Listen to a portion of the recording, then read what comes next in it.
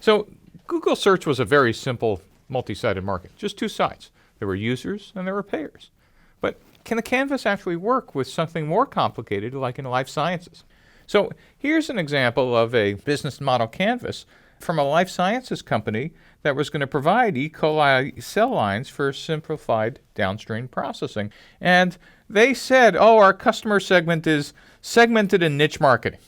Now, in hindsight, after the end of the class, they were the ones who actually went in and said, yeah, that was kind of a definition of what a customer segment was, but they didn't really describe who. And their value proposition, as even they realized later, was pretty unclear.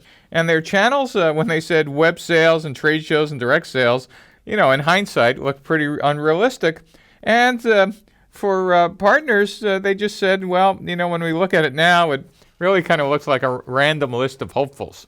So let's see how they got from something that started over here, which you shouldn't laugh because your first canvas might look like this, and what happened after they got out of the building. And so now you could see, instead of segmented and niche market only, they started to understand, maybe the market is somebody in something specific, biopharma, biotechnology, or food. Still kind of vague, but they're getting a little better. And then they're still a little vague on their feature set and gains and pains and value proposition. They're getting a little more refined about partners. And then as they went down, they kind of understood, we understand what a value proposition is. It's not like what our technology is. It's what gain and pain we're providing. So simplify protein purification, increase yield, increase throughput, decrease cost. Now we're making a lot more sense. And now if you look at customer segments, now they're actually getting down to very specific groups. Not yet the people in them, but they're now actually going, these are the people we should be talking to.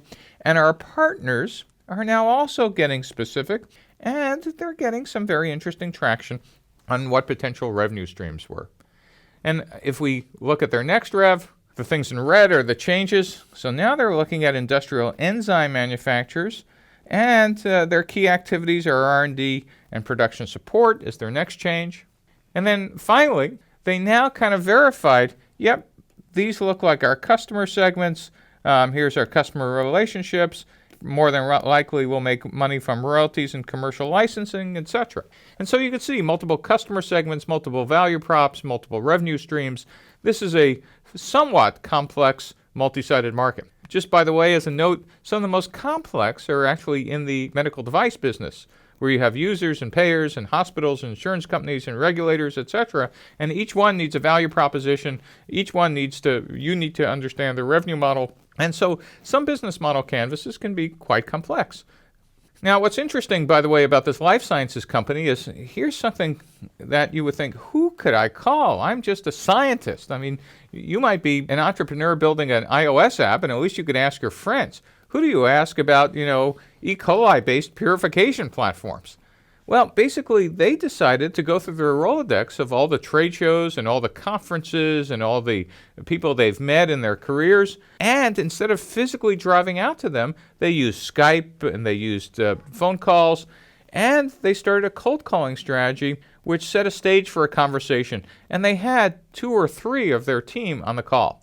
So they would send a message to contact. They'd set an appointment. They'd send out a short summary electronically. They'd have a conversation and follow-up. And they also use survey tools. They used LinkedIn and SurveyMonkey. But when we were counting how many contacts they made, we didn't actually count them in their progress.